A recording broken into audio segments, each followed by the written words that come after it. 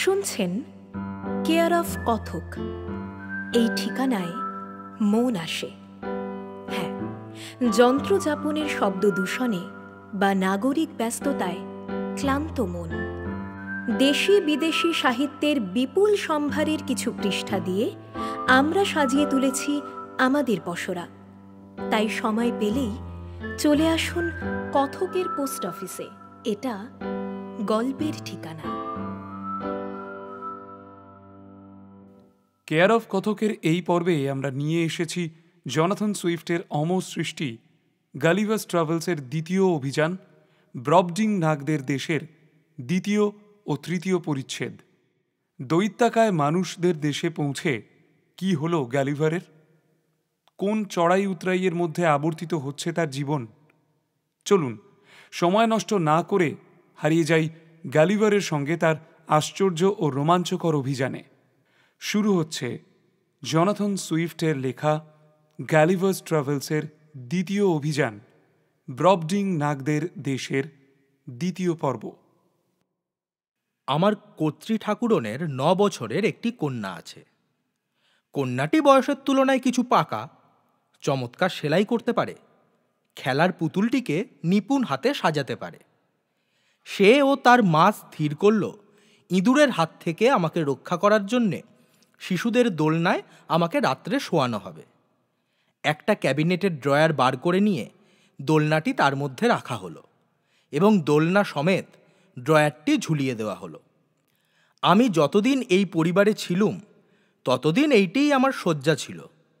তবে যখন আমি ওদের ভাষা শিখতে লাগলুম তখন আমার অসুবিধা বলতে থাকায় ওরা দোলনাটির অনেক উন্নতি সাধন করে দিয়েছিলেন।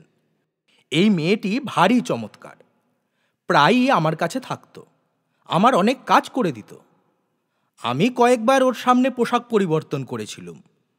ও তা দেখেছিল, তাই আমাকেও কয়েকবার পোশাক ছাড়িয়ে অন্য পোশাক পরিয়ে দিয়েছিল। আমি অবশ্য এ কাজটি তাকে করতে দিতুম না, তবে সে আমার একটা কাজের কাজ করে দিয়েছিল। সে আমাকে 7টা শার্ট তৈরি করে দিয়েছিল। যতদূর সম্ভব মোলায়েম কাপড় সে বেছে নিয়েছিল, তবুও তা আমাদের থলের কাপড়ের চেয়েও মোটা। শার্টগুলো সে নিজেই কেচে দিত। সে আমার শিক্ষয়িত্রীও, কারণ সে আমাকে ওদের ভাষা শেখাতো। আমি আঙুল দিয়ে কোনো জিনিস দেখালে সে নিজের ভাষায় তার নামটা বলে দিত। অতএব ভবিষ্যতে আমার প্রয়োজন মতো কিছু চেয়ে নিতে পারতুম। মেয়েটির মেজাজ খুব ঠান্ডা। তার উচ্চতা এখন 40 ফুট। বয়স অনুসারে আরও একটু বেশি হওয়া উচিত ছিল।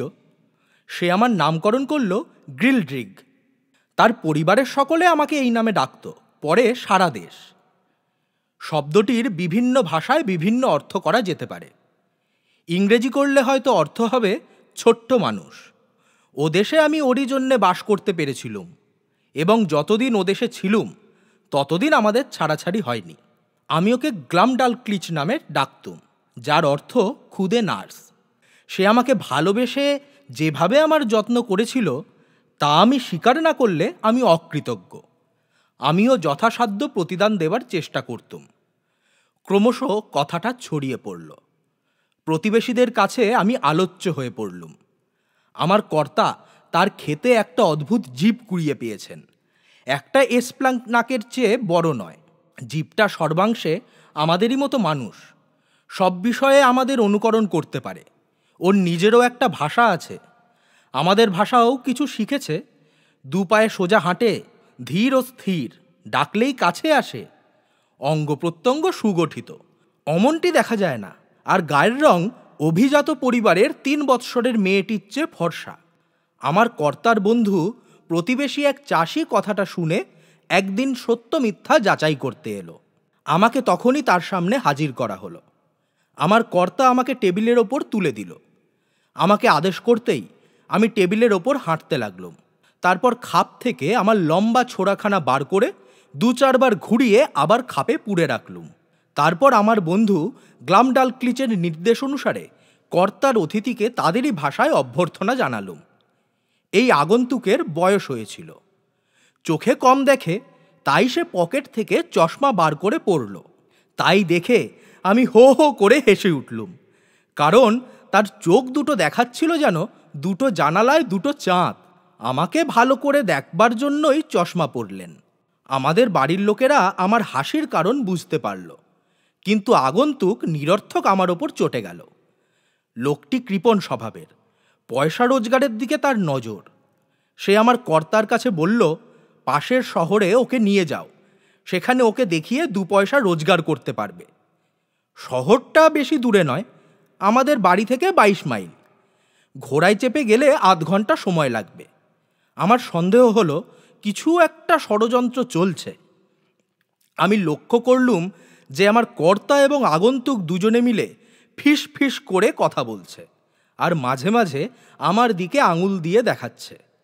আমি তাদের কোনো কথা শুনতে পাচ্ছি না। একটা কিছু ঘটতে চলেছে। তবে আমি পরদিন সকালে সব জানতে পারলুম। আমার খুদে নার্স গ্লামডালক্লিচ আমাকে সব কিছু বলল। ব্যাপারটা সে চালাকি করে তার মায়ের কাছ থেকে জেনে নিয়েছে। বেচারি গ্লাম, সে আমাকে তার বুকের ওপর তুলে নিল আর এমনভাবে কাঁদতে লাগলো যেন সেই দোষী।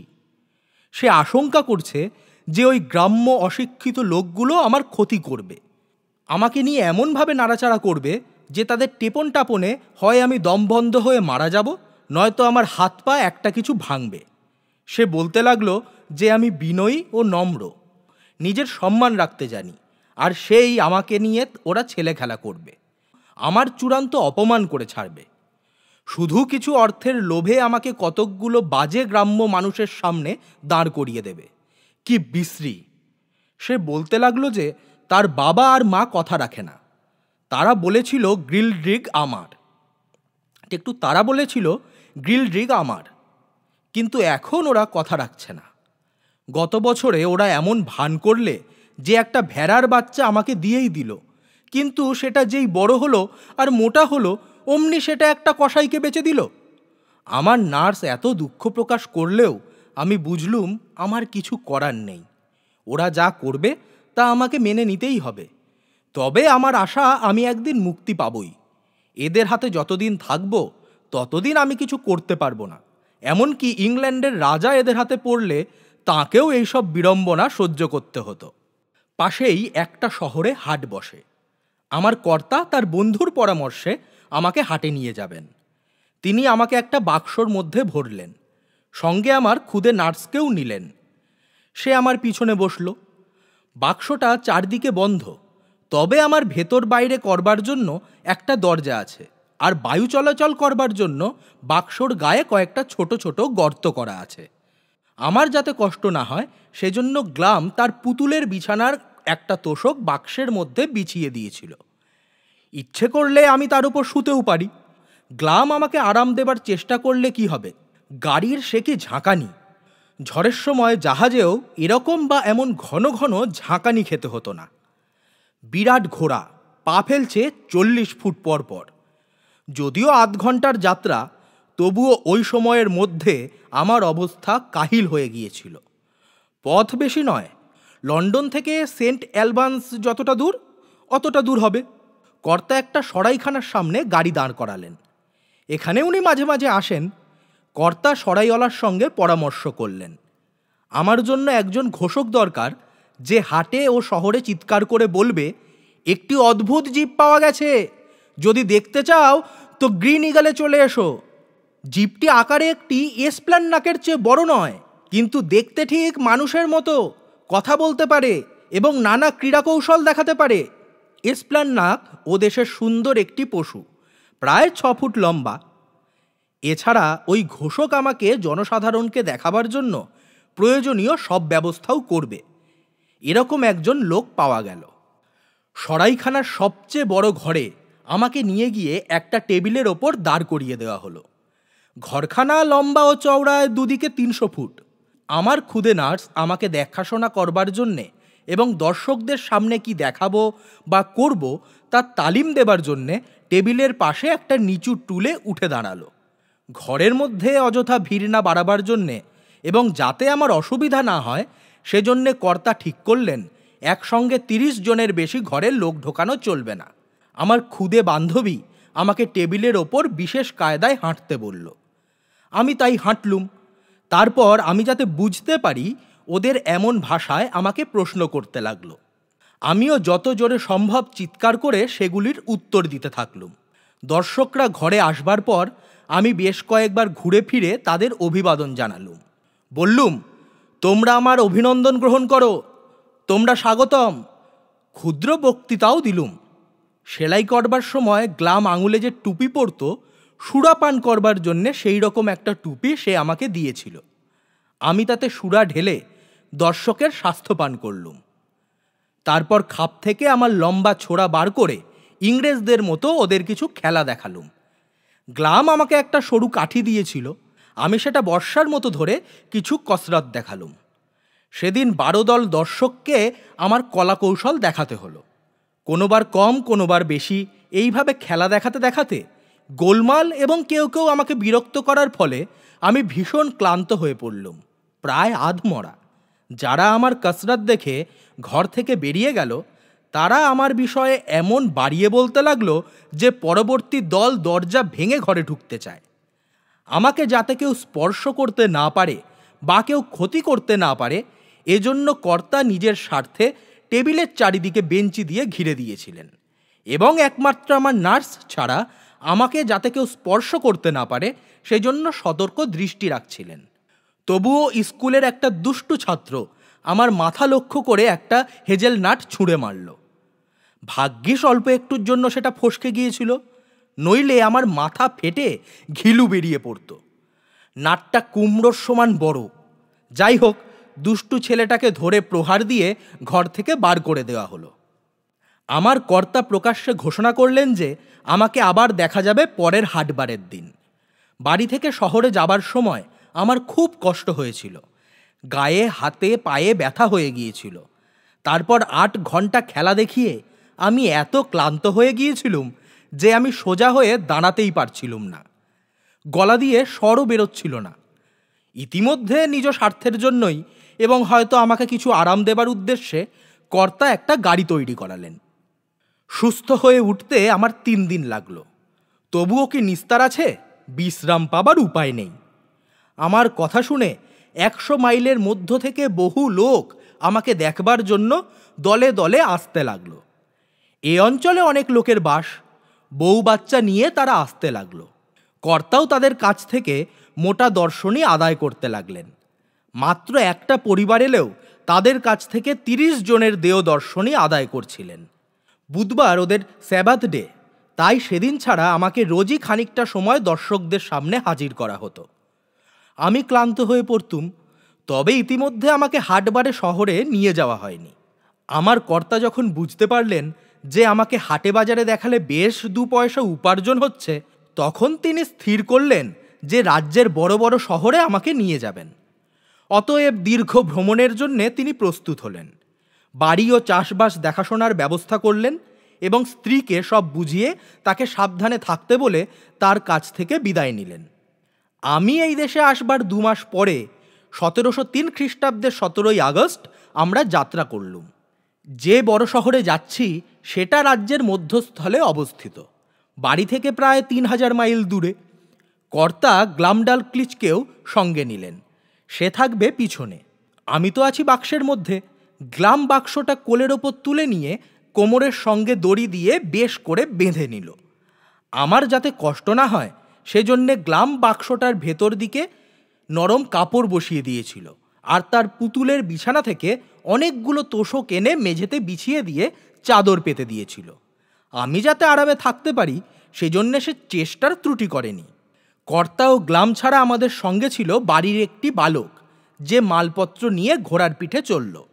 আমার কর্তার মতলব ছিল পথে যত শহর সেখানে আমাকে দেখানো হবে এবং আমাদের রাস্তা থেকে 50 বা 100 মাইলের মধ্যে যত গ্রাম বা যদি কোনো ধনী ব্যক্তি থাকে তবে সেখানেও আমাকে দেখানো হবে। মূল লক্ষ্য অর্থ উপার্জন। আমরা প্রতিদিন সকালেই 100-150 মাইল অতিক্রম করতুম, তারও বেশি হয়তো পারা যেত, কিন্তু যদি আমার কষ্ট হয় সেজন্য গ্লাম তার বাবাকে বলতো ঘোড়ায় চেপে একটানা যেতে তার কষ্ট হয়। মুক্ত বাতাস উপভোগ ও আশপাশ দেখবার জন্যে গ্লাম আমাকে মাঝে মাঝে বাক্সের বাইরে এনে ছেড়ে দিত, কিন্তু আমার কোমরে একটি দড়ি বাঁধা থাকত। দড়িটি সে ছাড়ত না। ভ্রমণ পথে আমরা 5-6টা নদী পার হলুম।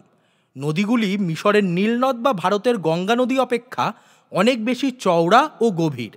লন্ডন ব্রিজের নিচে টেমস নদী যেমন, ঠিক তেমন বা তত ছোট নদী আমার চোখে পড়েনি।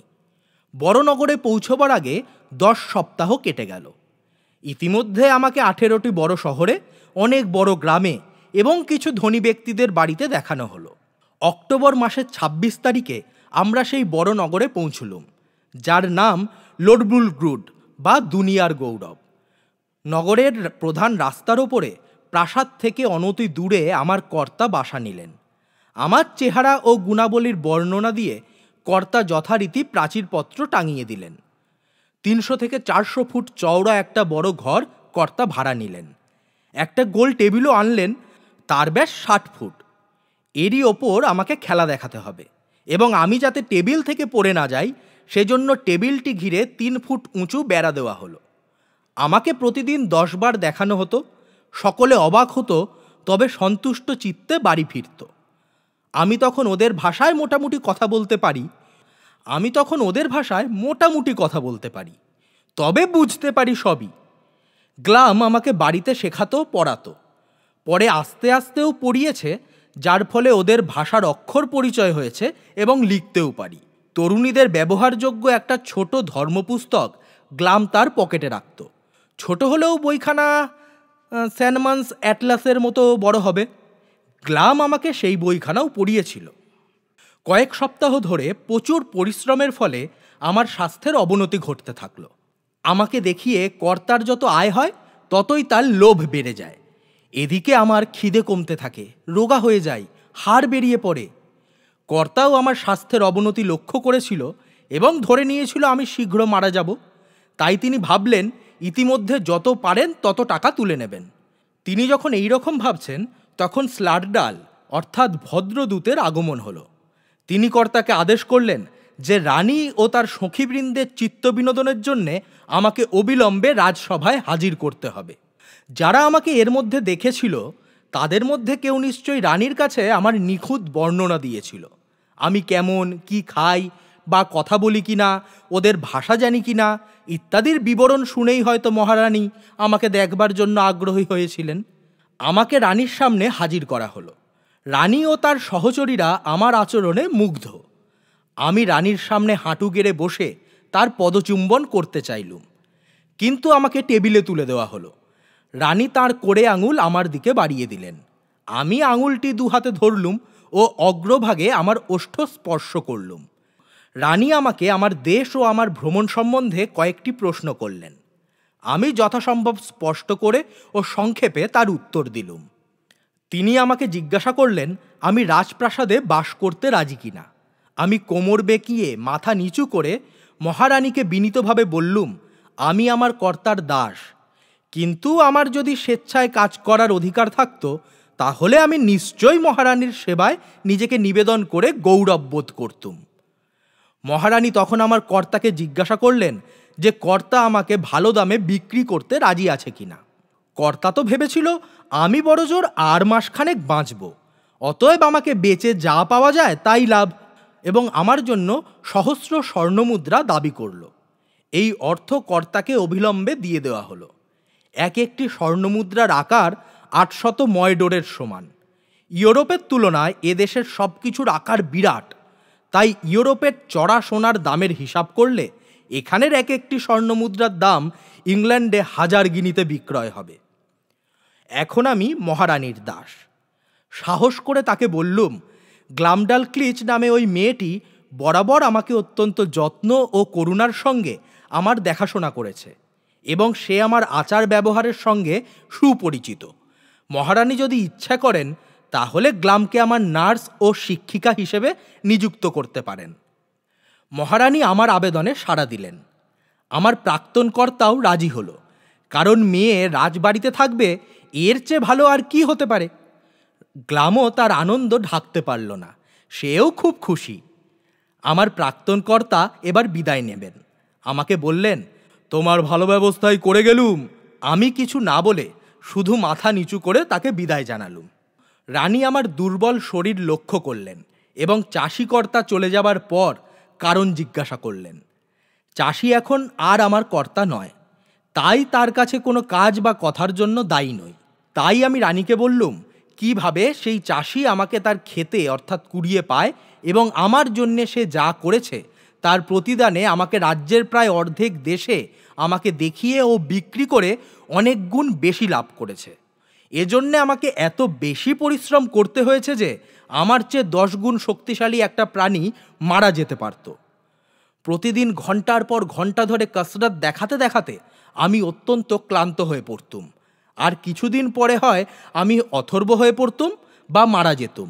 তা নইলে আমার চাষিকর্তা আপনার কাছে আরও অনেক বেশি দাম দাবি করত, এত সস্তায় ছাড়ত না। কিন্তু তখন মহারানীর আশ্রয়ে আমার আর নিষ্ঠুর ব্যবহারের ভয় নেই। মহারানী সর্বগুণ সম্পন্না, দয়াবতী, প্রজাদের হিতকারী, তুলনাহীনা। অতএব আমি মনে করি আমার মৃত্যু ভয় আর থাকবে না। বলতে কি, মহারানীর কোমল ব্যবহার ও কথাবার্তা আমার মধ্যে নবজীবন সঞ্চার করেছে। আমি ছোটোখাটো একটা বক্তৃতাই দিয়ে ফেললুম। কিছু দ্বিধা, কিছু ত্রুটি হয়তো ছিল। আমাকে যখন রাজপ্রাসাদে আনা হচ্ছিল তখন কি করে কথা বলতে হবে, কি রকম আচরণ করতে হবে, এসব গ্লামডালক্লিচ আমাকে শিখিয়ে দিয়েছিল। যে দেশের যে রীতি তা তো মানতে হবে। আমার বাচন ভঙ্গিতে যে ত্রুটি ছিল মহারানী সেসব গ্রাহ্য করলেন না। এমন ক্ষুদ্র মনুষ্যাকৃতি একটা জীব পরদেশের ভাষায় এমন চমৎকার সব কথা বলছে, তাই শুনে তিনি চমৎকৃত। তিনি আমাকে তার নিজের হাতে তুলে নিলেন এবং তারপর আমাকে নিয়ে চললেন মহারাজের ঘরে। মহারাজ তখন তার খাস কামরায় বিশ্রাম নিচ্ছিলেন। মহারাজকে দেখতে মহারাজার মতোই, বেশ একটা রাজকীয় গাম্ভীর্য আছে এবং সারা মুখটায় বিশেষ একটা সৌন্দর্য আছে। রানীর হাতে খুদে কি একটা পড়ে আছে, সেজন্য তিনি সেদিকে তেমন মন দেননি। তাছাড়া আমি মহারানীর হাতে উপুর হয়ে শুয়েছিলুম, তাই তিনি বললেন, তুমি আবার কবে থেকে এসপ্লাংনাক পুষতে আরম্ভ করলে? মহারানী মুচকি হাসলেন, অর্থাৎ মহারাজাকে বলতে চাইলেন, তোমাকে অবাক করে দিচ্ছি। তারপর আমাকে তুলে মহারাজার সামনে ছোট একটা গোলাকার টেবিলের ওপর দাঁড় করিয়ে দিয়ে মহারাজাকে আমার পরিচয় দিতে বললেন। আমি অল্প কথায় আমার পরিচয় পেশ করলুম। গ্লামডালক্লিচ খাস কামরার দরজার সামনে দাঁড়িয়েছিল। সে আমাকে তার চোখের আড়াল করতে চায় না। তাকে ভেতরে আসতে দেয়া হলো এবং আমি যা বলেছিলুম তার সমর্থনে তার বাবা আমাকে খেতে কুড়িয়ে পাওয়ার পর থেকে যা কিছু ঘটেছিল সব বলল। মহারাজা তার রাজ্যের যে কোনো সুশিক্ষিত ব্যক্তি অপেক্ষা কম শিক্ষিত নন। তিনি দর্শন পড়েছেন এবং গণিতে বিশেষ পারদর্শী। কিন্তু যখন আমি আমার দু পায়ে সোজা হয়ে চলতে আরম্ভ করলুম তখন তিনি ভেবেছিলেন আমি বুঝি দম দেওয়া একটা ঘড়ি। সে দেশে তখন সবেমাত্র ভালো ঘড়ি তৈরি হচ্ছে, কোনো কুশলী কারিগর তৈরি করেছে। কিন্তু যখন তিনি আমার ভাষণ শুনলেন তখন তিনি রীতিমতো অবাক। তিনি বুঝলেন আমি কোনো একটা ভাষায় কথা বলছি, যদিও সে ভাষা তার অজানা। আমি তাঁর দেশে কিভাবে এলুম তা তাঁকে বললুম, কিন্তু তিনি বোধহয় বিশ্বাস করতে পারলেন না। তিনি বোধহয় ভাবলেন যে আমাকে চড়া দামে বিক্রি করবার জন্যে গ্লামডালক্লিচ ও তার বাবা একটা কাল্পনিক কাহিনী খাড়া করে এবং সেই কাহিনীটি ওরা ওদের ভাষায় বলতে আমায় শিখিয়ে দিয়েছে। এই ভেবে তিনি আমাকে জেরা করতে আরম্ভ করলেন, কিন্তু তিনি আমার কাছ থেকে যুক্তিপূর্ণ উত্তরই পেতে থাকলেন। অবশ্য এদেশের ভাষা আমি তখনও উত্তম রূপে আয়ত্ত করতে পারিনি। আমার উচ্চারণে ত্রুটি ছিল এবং আমার চাষিকর্তার বাড়িতে শেখা এমন কিছু ভাষায় কথা বলছিলুম যা রাজসভায় উচ্চারণ করার অনুপযুক্ত। আমি জীবটা কীরকম সেটা স্থির করবার জন্যে মহারাজা তার 3 জন মহামান্য পণ্ডিতকে ডেকে পাঠালেন। তাঁরা এসে আমাকে দূর থেকে, কাছ থেকে, উল্টে পাল্টে নানাভাবে পরীক্ষা করে বললেন যে প্রকৃতির স্বাভাবিক নিয়ম অনুসারে আমার জন্ম হয়নি। আমি যে পৃথিবীতে কি করে বেঁচে আছি তাও তাঁরা বুঝতে পারছেন না, কারণ আমি দ্রুতগামী নই, গাছে উঠতে পারি না, গর্ত খুঁড়তে পারি না। তাঁরা আমার দাঁতগুলি উত্তম রূপে পরীক্ষা করলেন এবং সাব্যস্ত করলেন যে আমি সর্বভুক। কিন্তু অধিকাংশ চতুষ্পদ প্রাণী বা ছোটোখাটো জীব যথা ইঁদুর যেভাবে জীবন ধারণ করে আমার সে ক্ষমতাও নেই, এবং আমি যদি শামুক বা কিছু পোকামাকড় না খাই তাহলে আমি বেঁচে থাকবো কি করে? তাঁরা এজন্য নানা রকম যুক্তি ও তথ্য পেশ করলেন। একজন পণ্ডিত বললেন, আমি এখনো ভ্রূণ অবস্থায় আছি, অস্বাভাবিকভাবে আমার জন্ম হয়ে গেছে। ঠিক সময়ে আমার জন্ম হলে আমি ওদের মতোই দীর্ঘাকৃতি হতাম। কিন্তু অপর দুই পণ্ডিত তাঁর এই যুক্তি বাতিল করে দিলেন। তারা বললেন, আমার হাত পা অন্য অঙ্গ প্রত্যঙ্গ স্বাভাবিক এবং আমার বেশ বয়সও হয়েছে, এই পৃথিবীতে বেশ কিছুদিন বেঁচে আছি। তারা ম্যাগনিফাইং গ্লাস দিয়ে আমার কাটা দাড়ি পরীক্ষা করে এই রায় দিলেন।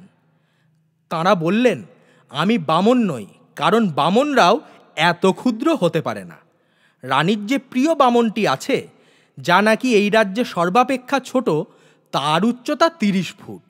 শেষ পর্যন্ত তারা সাব্যস্ত করলেন আমি প্রকৃতির খেয়াল। তারা এইরূপ সাব্যস্ত করার পর আমি প্রার্থনা করলুম আমাকে কয়েকটা কথা বলতে দেওয়া হোক।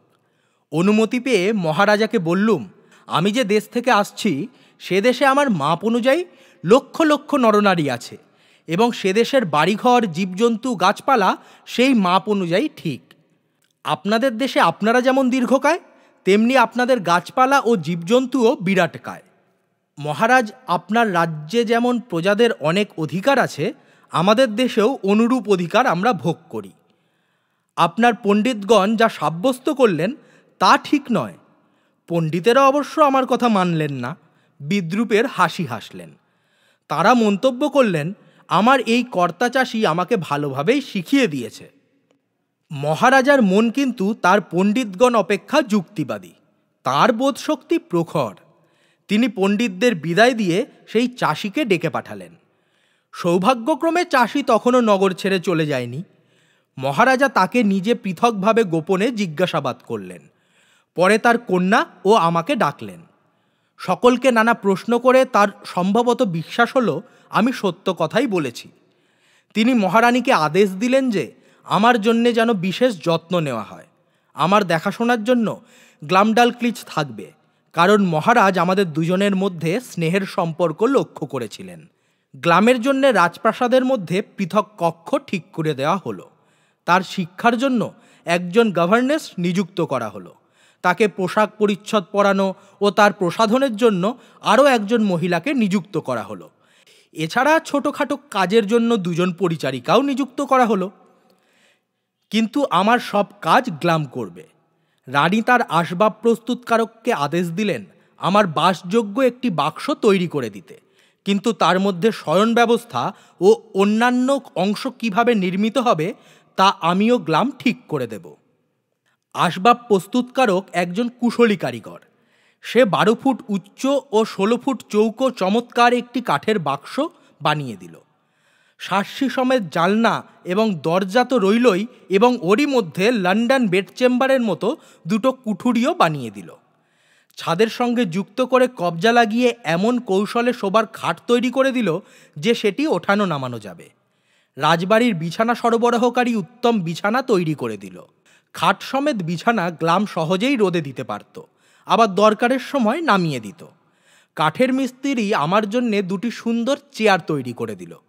ঠেস দেবার জায়গায় হাতির দাঁতের মতো চমৎকার একটা সাদা পদার্থ সেঁটে দিল। 2টো টেবিল তৈরি করে দিল, আর আমার জিনিসপত্রগুলো রাখবার জন্যে একটা দরজাওয়ালা অনুচ্চ আলমারিও বানিয়ে দিল। কাঠের ঘরের দেওয়াল ও মেঝেতে তুলোর তোষক বসিয়ে দেওয়া হলো। যারা আমাকে বয়ে নিয়ে যাবে, দুর্ঘটনাক্রমে তাদের হাত থেকে আমি পড়ে গেলেও আমার দেহে যেন আঘাত না লাগে, আমাকে আরাম দেবার সব রকম ব্যবস্থাই করা হলো। দরজায় তালার ব্যবস্থা করে দিতে বললুম, কারণ এদেশে ইঁদুরকে আমার বড় ভয়। একজন শ্যাকরা অতি ক্ষুদ্র একটি তালা বানিয়ে দিল, ওদের তুলনায় খুবই ছোট। অবশ্য এর চেয়ে বড় তালা আমি ইংল্যান্ডে একজন ভদ্রলোকের বাড়ির ফটকে দেখেছিলুম। তালার চাবি রাখবার জন্যে পকেটের মধ্যে ছোট একটা পকেট করলুম। চাবি নিজের কাছেই রাখতুম, কারণ ভয় ছিল গ্লাম যদি চাবি হারিয়ে ফেলে। ওই চাবি ওর কাছে খুবই ছোট। দেশে সবচেয়ে যে পাতলা সিল্ক পাওয়া যায়, রানী সেই সিল্ক দিয়ে আমার পোশাক বানানোর অর্ডার দিলেন। তবুও সে সিল্ক আমাদের ইংলিশ কম্বলের চেয়ে অল্প পাতলা। অত মোটা কাপড়ের পোশাক পরতে অসুবিধা হচ্ছিল, তবে ক্রমশ অভ্যাস হয়ে গিয়েছিল। পোশাক ওদের ফ্যাশন অনুযায়ী তৈরি হয়েছিল, যার খানিকটা পার্সিক পোশাকের মতো আর খানিক চৈনিক পোশাকের মতো। তাহলেও এ পোশাকের ইজ্জত আছে। মহারানীর কাছে আমি শেষ পর্যন্ত এমন প্রিয় হয়ে উঠলুম যে রানী আমাকে ছাড়া আহারে বসতে পারতেন না। তার খাবারের টেবিলের ওপরে বাদিকে আমার জন্য এবং আমার মাপ মতো একটি টেবিল ও চেয়ার বসানো হলো। গ্লামডালক্লিচ পাশেই একটি টুলের ওপর দাঁড়িয়ে থাকতো আমাকে সাহায্য করবার জন্য। রানী আমার জন্য এক সেট ডিশ, প্লেট, ছুরি, কাঁটা, চামচ তৈরি করিয়ে দিয়েছিলেন। লন্ডনে একটি খেলনার দোকানে আমি এক সেট খেলাঘরের ডিনার সেট দেখেছিলাম। সেগুলি আমার কাছে যেমন ছোট মনে হয়েছিল, আমার ডিনার সেট নিশ্চয়ই এদের কাছে তেমনই ছোট মনে হচ্ছে। রূপোর এই বাসনগুলি আমার ছোট্ট নার্স গ্লাম সযত্নে পরিষ্কার করে একটি রূপোর কৌটোয় ভরে তার পকেটে রেখে দিত এবং দরকারের সময় বার করে দিত। রানীর সঙ্গে দুজন রাজকুমারী ছাড়া আর কেউ ভোজন করত না। রানীর বড় কন্যাটির বয়স 16 আর ছোটটি 13 বছর 1 মাস। রানী এক টুকরো মাংস আমার টেবিলে তুলে দিতেন। আমি আমার আবশ্যক মতো টুকরো কেটে নিতুম। আমি আবার সেই টুকরো থেকে ছোট ছোট টুকরো আমার কাঁটায় গেঁথে মুখে পুরতুম। তাই দেখে রানী খুব কৌতুক অনুভব করতেন, কারণ রানী নিজে যে মাংসের বড় টুকরোটি মুখে পুরতেন সেটি এত বড় ছিল যে 12 জন ইংরেজ চাষি সেই রকম এক টুকরো মাংস পেলে তাদের একবারের খাওয়া হয়ে যেত। যদিও রানীর হজম শক্তি দুর্বল ছিল, একজন মহিলা অত বড় এক টুকরো মাংস মুখে পুরছেন দেখেই আমার গা গুলিয়ে উঠত। অবশ্য তিনি নিজেও আকারে বৃহৎ। একটা সারস পাখির অর্ধেক অংশ তিনি মুখে পুরে দিতেন, তারপর হাড়গোড় সব কুড়মুড় করে চিবিয়ে খেতেন। সেই সারস পাখি আমাদের 9টা টার্কির সমান হবে। আর তিনি মাংস খেতে খেতে যে রুটির টুকরো মুখে দিতেন তা আমাদের 12 পেনি দামের 2টো রুটির সমান। পিপে থেকে সোনার কাপে সুরা ঢেলে তিনি ঢক করে খেয়ে ফেলতেন।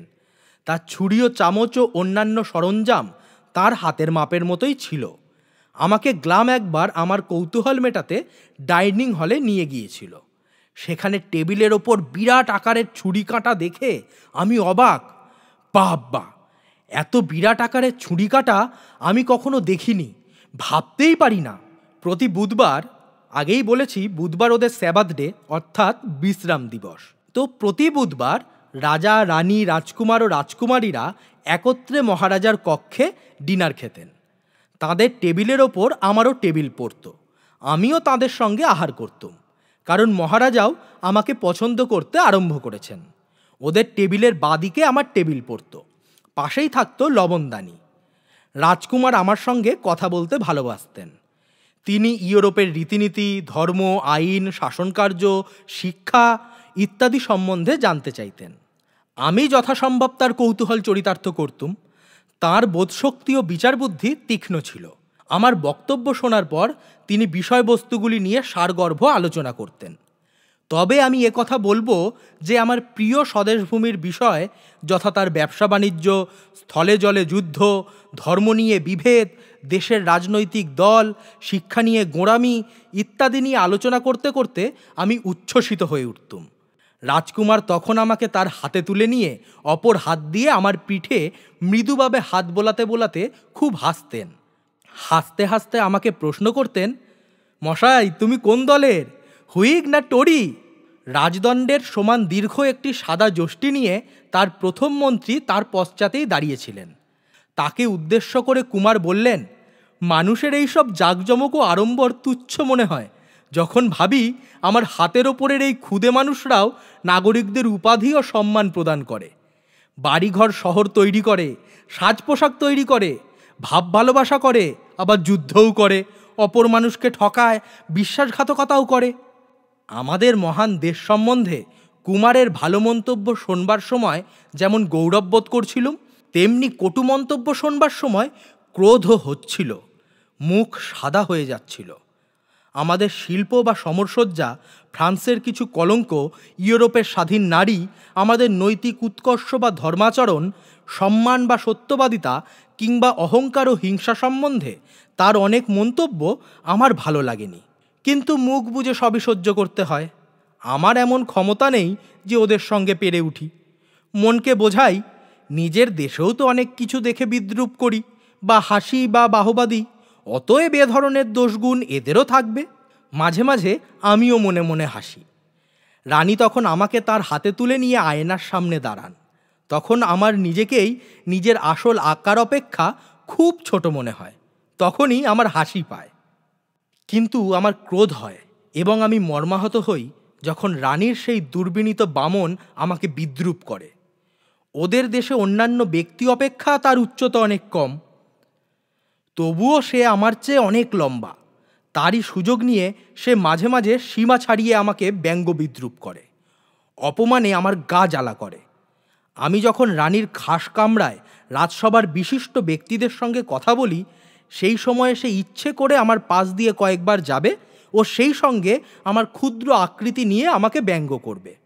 আমি কি আর করব? তখন তাকে এসো আমার ভাই বলে শুধু সম্বোধন করতুম বা ঠাট্টা করে কিছু বলতুম। আমার কোনো মন্তব্য তাকে খোঁচা দিয়ে থাকবে। তাই একদিন আমি যখন মহারানীর ডাইনিং টেবিলে আহার করছিলুম, সেই সময়ে বামনটা একটা চেয়ারে উঠে আমাকে আমার কোমর ধরে ক্রিম ভর্তি বড় একটা রূপোর বাটিতে ফেলে দিয়েই ছুটে পালালো। আমি সাঁতার না জানলে ডুবেই যেতুম। গ্লামডালক্লিচ তখন আমার পাশে না থাকলেও ঘরের অপর প্রান্তে ছিল। আর রানী যদিও সামনেই ছিল, কিন্তু এমন ভয় পেয়েছিল যে কি করবেন বুঝতে পারছিলেন না। কিন্তু আমার ছোট্ট নার্স আমাকে রক্ষা করবার জন্যে ছুটে এসে ক্রিমের বাটি থেকে আমাকে তুলে নিল। ততক্ষণে আমি বেশ খানিকটা ক্রিম গিলে ফেলেছি। তবে আমার তেমন কোনো ক্ষতি হয়নি, পোশাকটাই নষ্ট হয়ে গিয়েছিল। গ্লাম আমাকে শুয়ে দিল। বামনটাকে শাস্তি দেওয়া হলো। তাকে বেশ করে চাবুক পেটা করা হলো এবং সেই বাটি ভর্তি সব ক্রিমটা তাকে খেতে হলো। রানী তাকে আর কাছে আসতে দিলেন না। শুধু তাই নয়, তাকে প্রাসাদ থেকে বিদায় করে এক অভিজাত মহিলাকে দান করে দিলেন। আমিও বাঁচলুম। হিংসুটে বেটে বামনটা রেগে গিয়ে আমার আরও কিছু সাংঘাতিক ক্ষতি করতে পারত। এর আগেও বেটেটা আমার সঙ্গে বিশ্রী রকম রসিকতা করেছে। তা দেখে রানী হেসেছেন বটে, কিন্তু সেই সঙ্গে অস্বস্তিবোধও করেছেন এবং বেটেটাকে হয়তো কঠোর শাস্তি দিতেন যদি না আমি বাধা দিতুম। মহারানী মজ্জা ভর্তি একটা ফাঁপা হাড় তুলে নিলেন। তারপর তার ভেতর থেকে মজ্জা ঠুকে ঠুকে বার করে নিয়ে ও পরে হাড়টা চুষে খেয়ে নিয়ে হাড়টা প্লেটের ওপর দাঁড় করিয়ে রাখলেন। বেটের মাথায় সর্বদা দুষ্টু বুদ্ধি। গ্লাম যে টুলটায় দাঁড়িয়ে আমার খাওয়ার তদারক করে, সে নিজের চেয়ার ছেড়ে চট করে সেই টুলটায় উঠে দাঁড়িয়ে টপ করে আমাকে তুলে নিল। তারপর আমার পা দুটো টিপে ধরে সেই ফাঁপা হাড়ের মধ্যে কোমর পর্যন্ত ঢুকিয়ে দিল। আমি সেই অবস্থায় অসহায় হয়ে আটকে রইলুম। আমি সেই অবস্থায় প্রায় 1 মিনিট আটকে ছিলাম। কেউ লক্ষ্য করেনি এবং আমি চেঁচাইও নি। এরা গরম মাংস খান না, তাই আমার পা পড়েনি, কিন্তু আমার মোজা ও ব্রিচেস নষ্ট হয়ে গেল। বেটে কয়েক ঘা বেত খেয়ে ছাড়া পেল। আমি অনুরোধ না করলে রীতিমতো উত্তম মধ্যম খেতে হতো। আমার সাহসিকতার জন্য রানী আমাকে মাঝে মাঝে চুটকি মন্তব্য করতেন এবং হাসতে হাসতে জিজ্ঞাসা করতেন, কি গো, তোমাদের দেশের সব লোক তোমার মতো ভীতু নাকি? একটা ঘটনা এইরকম ঘটেছিল। এ রাজ্যে গ্রীষ্মকালে মাছির বড় উৎপাত। এক একটা মাছি ডান্সটেবল সারস পাখির সমান বড়। আমি যখন খেতে বসতুম, এই বিশ্রী পোকাগুলো আমাকে বিরক্ত করে মারত। কানের কাছে সর্বদা ভোঁ ভোঁ করত। মাঝে মাঝে পোকাগুলো আমার খাবারের ওপর বসে মলত্যাগ করত বা ডিম পারত। এসব অবশ্য এদেশের মানুষের নজরে আসতো না। চোখ বড় হলে কি হয়, এত ছোট জিনিস ওদের চোখে ধরা পড়ে না। কখনো কখনো মাছিগুলো আমার নাকে বা কপালে বসে দংশন করত, আর আমি বেশ বুঝতে পারতুম কি একটা চটচটে পদার্থ আমার দেহে লাগলো। সেটার বিশ্রী গন্ধ। আমাদের দেশের প্রকৃতি বিজ্ঞানীরা বলেন যে ওই চটচটে পদার্থের জন্যে ওরা ঘরের ভেতরে ছাদে পা উঁচু করে হাঁটতে পারে। বিশ্রী মাছিগুলোর হাত থেকে নিষ্কৃতি পেতে আমাকে রীতিমতো হাত পা ছুঁড়তে হতো। খুব খারাপ লাগতো যখন মাছিগুলো মুখে বসতো। বেঁটে বামুনটা স্কুলের ছেলেদের মতো প্রায় 5-7টা মাছি ধরে রানীকে মজা দেখাবার জন্য আমার নাকের তলায় ছেড়ে দিত। আমি আমার ছোড়া বার করে ওগুলোকে টুকরো টুকরো করে কেটে 2 টুকরো করে দিতুম। টেবিলে যারা থাকতো তারা আমার কৌশলের প্রশংসা করত। একদিন সকালের কথা মনে পড়ে। আমি যাতে মুক্ত বায়ু সেবন করতে পারি, এজন্য গ্লামডালক্লিচ আমার ঘর বাক্সটা জানলার ধারে রেখে গেছে। ইংল্যান্ডে আমরা যেমন জানলার বাইরে পাখির খাঁচা টাঙিয়ে দিই, সেরকমই আর কি। তবে এভাবে আমার ঘর বাসা টাঙানো সাহস হয় না। আমি একটা সার্সি তুলে দিয়েছি। পরিষ্কার দিন, টেবিলের ওপর কেক রাখা রয়েছে, চেয়ারে বসে একটু একটু করে কেক খেতে খেতে ব্রেকফাস্ট করছি। এমন সময় বোধহয় মিষ্টি কেকের গন্ধে আকৃষ্ট হয়ে গোটাকুড়ি বোলতা খোলা জানলা দিয়ে আমার ঘরে ঢুকে পড়েছে। ঘরের ভেতর বোলতাগুলো উড়তে উড়তে বোঁ বোঁ আওয়াজ করছে, যেন ব্যাগ পাইপ বাজছে। কয়েকটা বোলতা তো কেকের ওপর বসে খানিকটা করে কেক তুলে নিয়ে গেল। কতকগুলো তো আমার মাথার ওপর বা মুখের কাছে উড়ে বেড়াচ্ছে। আমি ভীষণ ভয় পেয়ে গেলুম। হুল ফুটিয়ে দিলেই হয়েছে আর কি। যাই হোক, আমি সাহস করে আমার ছোরা বার করে ওগুলোকে আক্রমণ করলুম। 4টে বোলতাকে মাটিতে পেরে ফেললুম। বাকিগুলো জানালা দিয়ে বেরিয়ে যেতেই আমি সঙ্গে সঙ্গে জানালা বন্ধ করে দিলুম। এক একটা বোলতা আকারে তিতির পাখির সমান। ওদের হুল দেখলুম এক একটা 1.5 ইঞ্চি লম্বা আর ছুঁচের মতো ধারালো। মরা বোলতাগুলো আমি যত্ন করে রেখে দিয়েছিলুম।